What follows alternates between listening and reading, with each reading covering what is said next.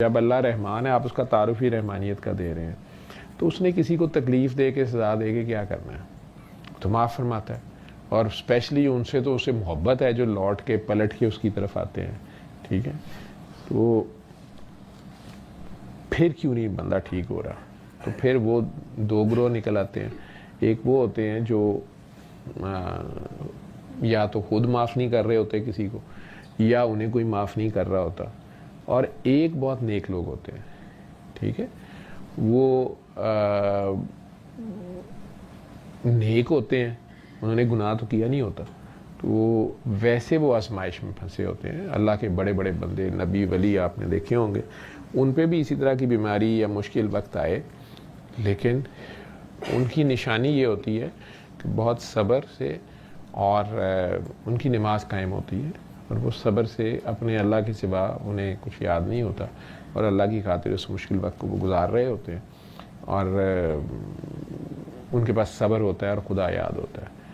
बाकी जो दूसरी पार्टियां हैं वो चीखें मार रही होती हैं, कभी आपके गले पड़ रहे होते हैं,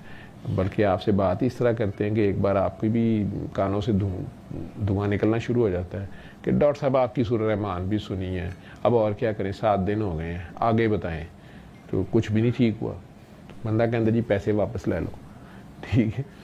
तो वो आपने उन्हें प्यार से कह सकते हैं कि जी सूरह रहमान में तो नक्स नहीं है ना, सूरह रहमान बनाने वाले में है, तो कहीं सुनने में ही नक्स रह जाता है, तो आप एक हफ़्ता और सुन लें,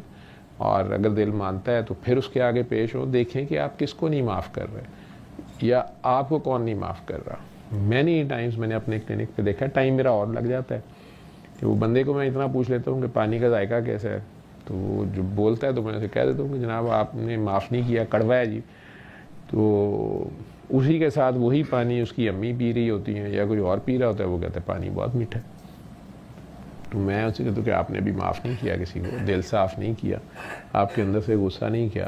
तो आप कोशिश करें कि आप दोबारा एक बार पानी लें, फिर अल्लाह के आगे पेश हो, दिल साफ़ करें। या आपको कोई माफ़ नहीं कर रहा, ये बड़ी ख़तरनाक सी सिचुएशन होती है कि आपसे कहीं जुल्म हो गया, ज़्यादती हो गई है, तो अब नहीं वो बंदा माफ़ कर रहा। और सबसे मुश्किल होता है जो जनरेशन्स में आ रहा होता है, किसी की कर्ज, किसी की आह ले बैठा होता है बंदा, हमारा ही कोई बड़ा या पिछली जनरेशन, और फिर उसके बाद आगे नस्ल की नस्ल फंसी होती है। इसको रिवर्स करना बहुत मुश्किल होता है, क्योंकि इसकी पहली शर्त यही होती है कि वही बंदा, वही मज़लूम जिस दुख तकलीफ़ से उसकी आह निकली है,